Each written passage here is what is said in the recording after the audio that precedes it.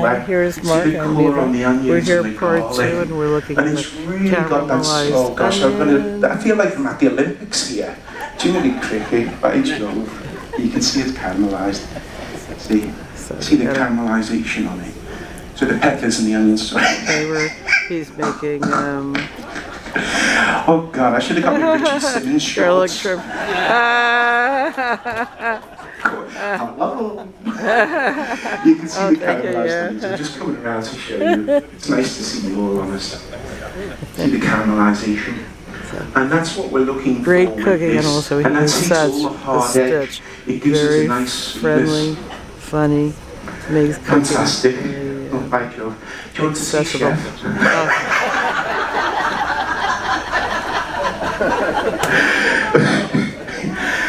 Okay, so Franklin, happy days.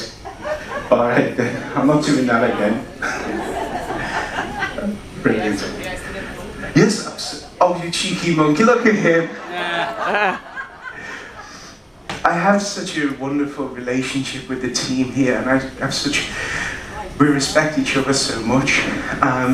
They're always so lovely to me. I don't know what happens when they go back in the kitchen, but they're always so nice to me. They're wonderful. I've worked with Chef Werner for about 14, 15 years now, together. We've had some joyous, he's like a bottle of port. He's just refined and he looks well. I'm like a flat pint of Guinness. Now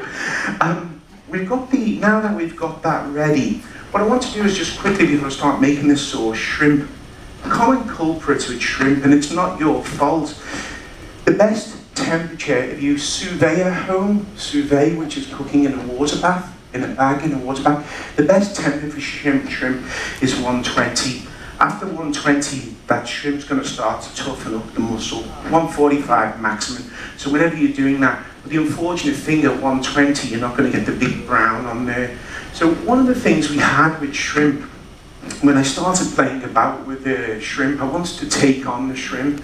We've done a great coconut shrimp recipe on you can get it on the Crystal Insider blog on crystalcruises.com. I started playing with shrimp that day, and I thought to myself, I want to come up with a solution to the overcooked shrimp. I want something that's going to be succulent, juicy, and wonderful. And I remember we've all had Thanksgiving dinner. We always brine the turkeys. So I thought to myself, well, why don't I just try brining shrimp to see if that works? And I don't mind making mistakes because I've got several neighbours I can give them to. And sometimes if the crew are visiting, I can give them to. And it worked the charm. And it only takes 15 minutes, whereas a turkey is going to be overnight.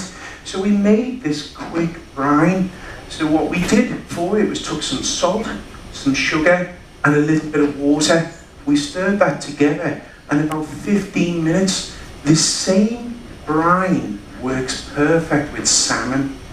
Salmon, more often, has the white will come out of it. Once it gets to about 140, that white is going to come out. The brine stops it from doing that.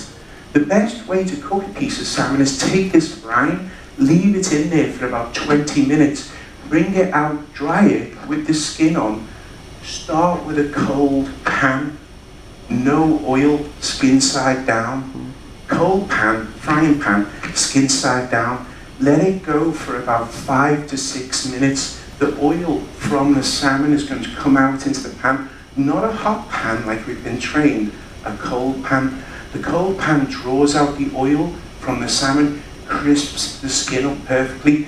We take the salmon, let it go for about 6 minutes, turn it over for about 1.5 minutes to get a little bit brown, and you end up with the most flavorful salmon you've ever had, and it hasn't got a lot of oil to it. Someone asked me about Brussels sprouts, how to cook them perfectly. Brussels sprouts, chop them in half, slice them, peel any brown skin off, chop them in half, put a layer on the bottom of the Brussels sprouts, 2 tablespoons of oil, cold pan, put a lid on it, let them cook for 6